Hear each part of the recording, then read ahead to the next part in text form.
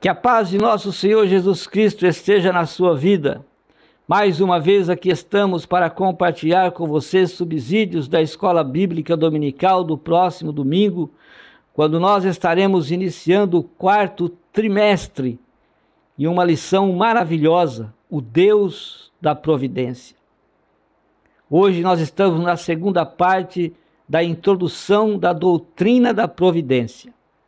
Hoje vamos falar sobre o desenvolvimento do naturalismo científico no século XIX, que foi marcado pelo desenvolvimento da obra missionária e, portanto, na grande expansão da igreja em todos os continentes.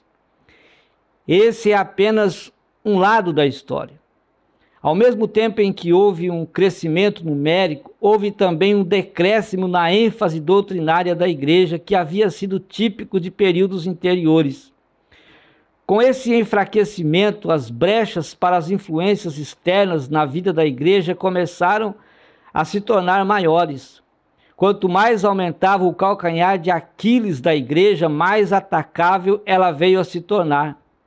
Os ataques do liberalismo teológico emergente começaram a chacoalhar os alicerces da teologia da ortodoxia. Várias doutrinas básicas do cristianismo foram atacadas violentamente durante essa época.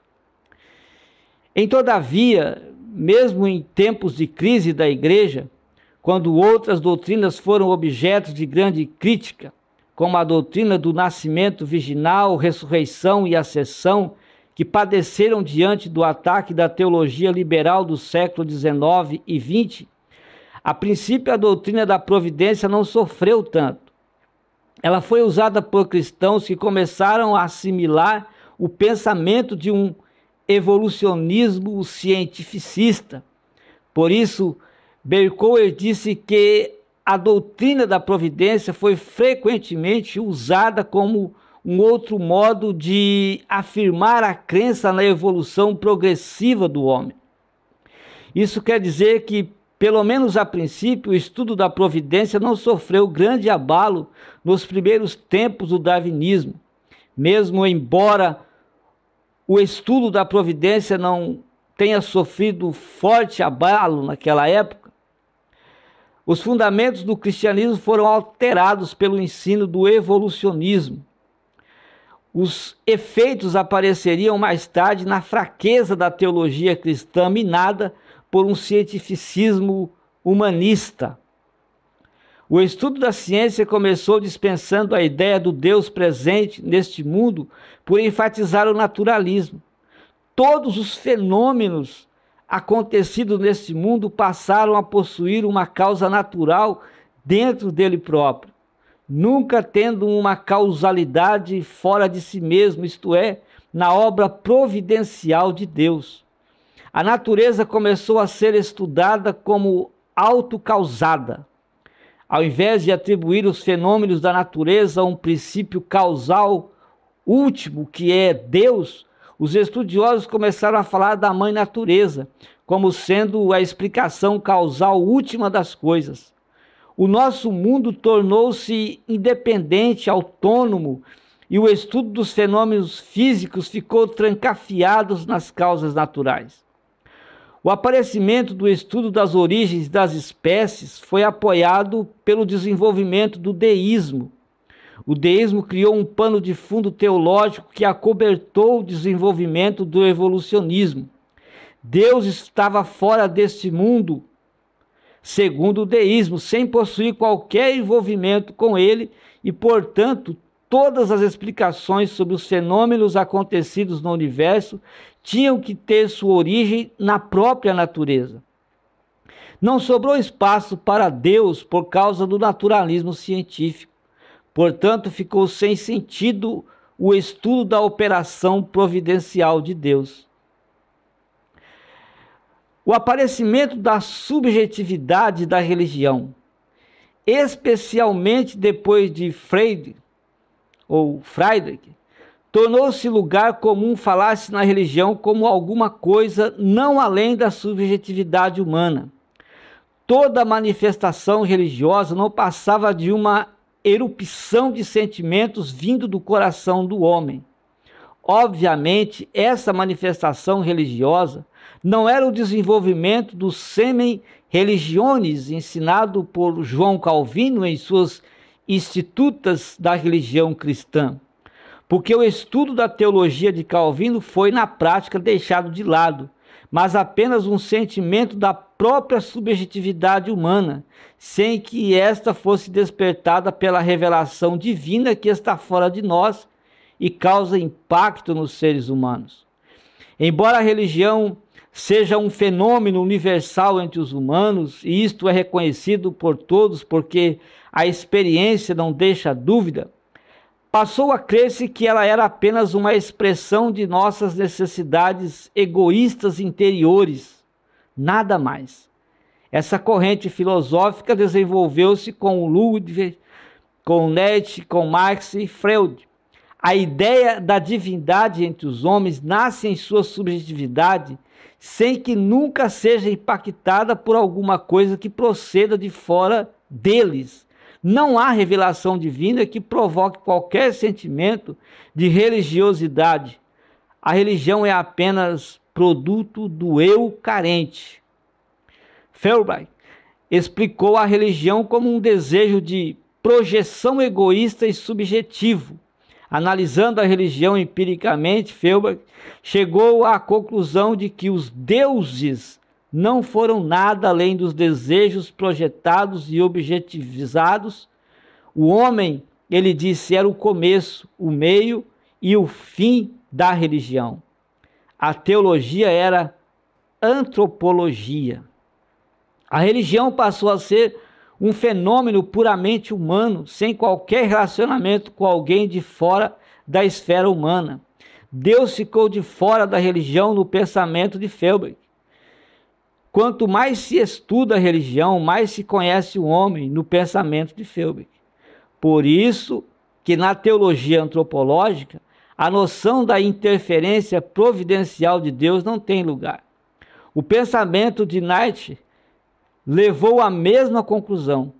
Para esse pessimista, a fé era a projeção de um ideal do homem, não a resposta humana à intervenção divina no mundo que ele criou. Deus estava morto na sua filosofia e a religião não tinha nada a ver com a sua ação no mundo dos homens. Freud não conseguiu fugir da subjetividade da religião. Para ele, a religião era uma projeção do homem cercado e ameaçado pelos poderes da natureza. Sem defesa contra essas ameaças, o homem procurou por lugares de refúgio. A ideia da providência divina surgiu da imaginação dos homens. A providência a que ele se refere é apenas uma projeção daquilo que nós fazemos em favor de nós próprios. Por essa razão, ele disse em uma de suas obras: nós dizemos a nós mesmos que é muito bonito, de fato, que haja um Deus criador do mundo, uma doce providência, uma ordem moral, uma vida por vir, mas é digno de nota que tudo isso seja exatamente como deveríamos desejar para nós próprios. Isto é uma projeção de nossos sentimentos, uma ilusão simplesmente, não o resultado da realidade de um Deus presente entre nós, o seu mundo criado. Com esse sentimento interior projetado, os seres humanos vivem e deles se alimentam. Essa é a providência para as suas vidas. Por causa da carência do eu, mais tarde, com Marx, é o desenvolvimento do materialismo científico do comunismo. A religião veio a ser concebida como o ópio do povo para entorpecê-lo diante dos problemas emergentes. A religião seria apenas um escape para a miséria e os males sociais.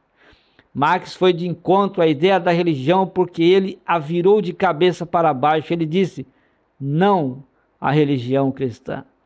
Todavia, a ideia de religião não desapareceu, mas continuou sendo o anestésico para as dores causadas pelos sofrimentos pessoais e sociais do mundo. Ela permaneceu apenas com a expressão da subjetividade humana. Ora, se a religião é apenas uma projeção dos nossos sentimentos interiores, o que ela tem a ver com a intervenção da providência divina? Nada. A religião depende das nossas sensações interiores e não da resposta ao impacto da religião divina. A erupção das duas guerras mundiais também teve progresso, também teve assuntos dentro da doutrina da providência. Porque, a princípio, alguns cristãos começaram a esposar os postulados do naturalismo científico. A doutrina da providência não sofreu um ataque muito violento. Por algum tempo, a doutrina da providência ainda sobreviveu dentro do cristianismo histórico. O evolucionismo começou a reinar no século XIX, mas a doutrina da providência divina foi preservada quase que intacta até uma certa altura, quando se deu o irrompimento das duas guerras mundiais e o otimismo em que o mundo vivia com respeito à bondade do homem caiu por terra, e com isso apareceu a dúvida de que Deus continuava a agir providencialmente com bondade em nosso mundo. Com o desapontamento sobre a bondade humana após a deflagração dos dois grandes conflitos mundiais, muitas pessoas começaram a pender para o agnosticismo, que é o resultado do deísmo. Começou-se a duvidar do envolvimento de Deus com este mundo e de sua participação na história dele. Em todo lugar, dúvidas profundas foram levantadas como o respeito à realidade de Deus. Os homens não somente negaram a providência sobre todas as coisas, mas ridicularizaram a ideia por apontarem para a realidade de todas as coisas, mas ridicularizaram a ideia em redor de nós. Com a derrocada da Belle Époque, surgiram com toda a força os movimentos emergentes do existencialismo. Foi o renascimento do subjetivismo, mas com característica de maior incredulidade. No cenário político, houve o surgimento do comunismo, que negou a ideia de religião e a considerou como sendo apenas o ópio do povo. Desacreditou-se em Deus em muitos círculos do mundo pensante, à medida que os males sociais se tornaram cada vez maiores. Nunca houve tempo de tantas tempestades filosóficas em que a confissão da Igreja Protestante sobre a providência divina tenha sofrido tão sério golpe. Com o surgimento das filosofias e com o aumento dos problemas sociais no mundo, a pregação sobre a providência divina tornou-se inviável, porque as pessoas começaram a duvidar de que havia um Deus preocupado com este grande e sofrido universo. Em alguns círculos cristãos, a ortodoxia do cristianismo entrou em crise e não foi suficiente forte para reverter a situação. A igreja na Europa estava morrendo à míngua, pois possuía os postulados do liberalismo e, com a perda da fé na bondade humana, ficou sem o suporte que a Belle Époque lhe dava. Berkouwer, um contemporâneo desse tempo de crise, disse que a confissão da providência de Deus tem se tornado agora mais do que nunca numa pedra de tropeço. Diante das duas grandes catástrofes mundiais, o cristianismo histórico em algumas terras ficou sem muita coisa que dizer a respeito da providência divina, porque ao invés de aterem-se aos ensinamentos da Escritura sobre como Deus governa a história, ficaram apenas com a experiência amarga dos acontecimentos da época, sem terem explicações que dar aos opositores incrédulos e aos adversários do cristianismo. O cristianismo liberal, que ocupava a maior parte das igrejas europeia e americana, falhou em responder às questões levantadas, porque abandonaram a crença na inspiração das Escrituras e se esqueceram de buscar nela a resposta para os atos providenciais de Deus na história contemporânea. Muitos cristãos sinceros acabaram por ficar na mesma situação do autor do Salmo 73. que, observando a prosperidade dos ímpios, o sofrimento dos justos, ficou perplexo e duvidou da bondade providencial de Deus. Como salmista, muitos acabaram entrando em colapso espiritual e houve crise com respeito à soberania de Deus. Eles falharam no entendimento do relacionamento dos juízos parciais de Deus sobre os seres humanos por causa dos seus pecados. Eles pensaram que Deus tinha a obrigação de impedir qualquer manifestação de maldade na vida dos homens. Olvidaram-se de que a catástrofe que ameaça a vida no mundo frequentemente é uma imposição penal, embora apenas parcial, de Deus sobre o mundo pecador. Eles pensaram humanisticamente sobre a história, esqueceram-se de que Deus conduz a história que de antemão escreveu, perderam o sentido da verticalidade da relação Deus-homem. Quando isso acontece, os seres humanos começam a viver sem propósito na vida. Foi nessa hora que a crise existencial se avolumou e tudo acabou sendo vaidade de vaidades, à semelhança da cosmovisão do antigo pregador.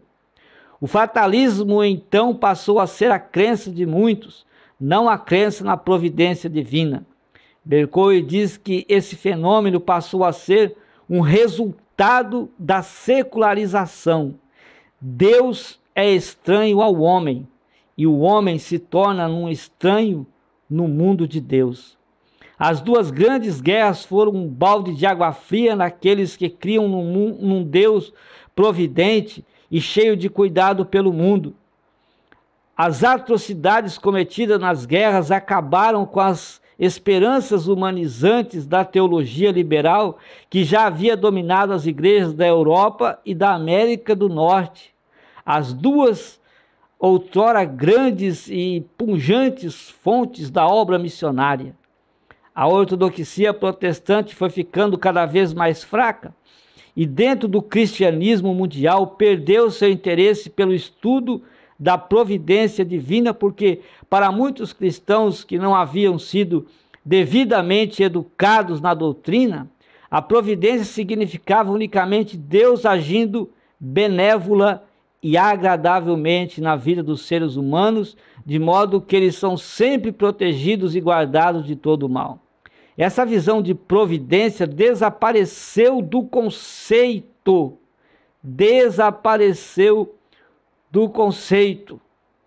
De muitos cristãos. Em tempos quando Deus exerce seus juízos parciais sobre os homens, fazendo com que desgraças e infortúnios apareçam na vida deles, as mesmas perguntas acontecem. Por quê? Até quando? Onde está o Deus dos cristãos? O grande interesse do estudo da providência sempre está ligado às benesses que ele envia para o mundo. Quando essas benesses desaparecem, pelo menos temporariamente, o interesse pelo estudo da providência frequentemente diminui na teologia da igreja. Que Deus possa abençoar a sua vida e que esses subsídios sejam interessantes, sejam importantes para você que vai dar aula, também para você que é aluno da escola bíblica dominical. Que tenha uma ótima escola dominical, que Deus te abençoe de forma graciosa, que as bênçãos de Deus sejam consigo e com a sua família. Em nome de